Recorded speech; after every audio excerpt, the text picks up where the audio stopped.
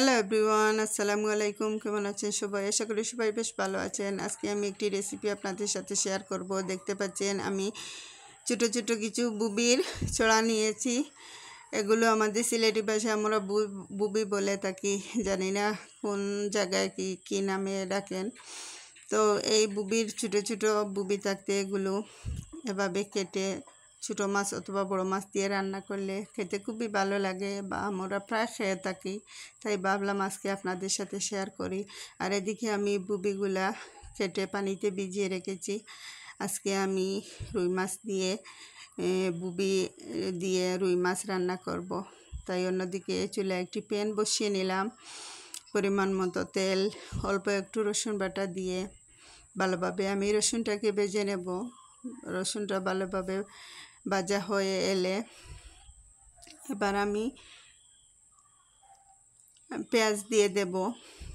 পেঁয়াজটা দিয়ে দিলাম। এটা খুবই সুস্বাদু একটি খাবার, খেলে খুবই ভালো লাগে। আর প্রতি বছর বুবির সিজন আসলে এটা তো খেতেই হবে। অন্যদিকে আমি পরিমাণ মতো হলুদ গুঁড়ো এবং 1 চামচ মরিচের গুঁড়ো দিয়ে দিলাম। অনেকে বলতে পারেন যে টক রান্নায় আমি কেন মরিচ দিই।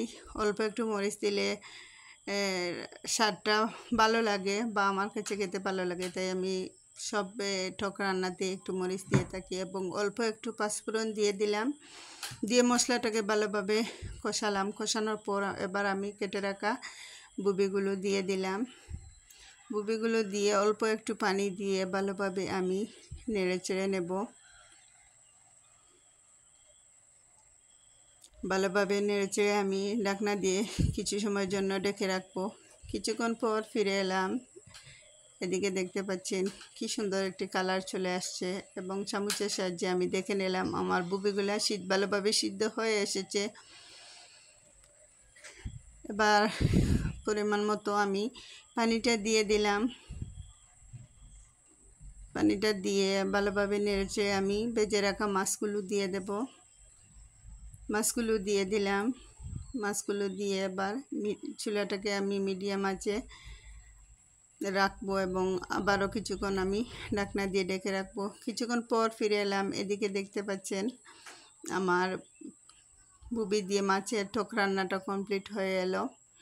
সবাই একবার হলেও ট্রাই করে দেখবেন, খেতে খুবই ভালো লাগে।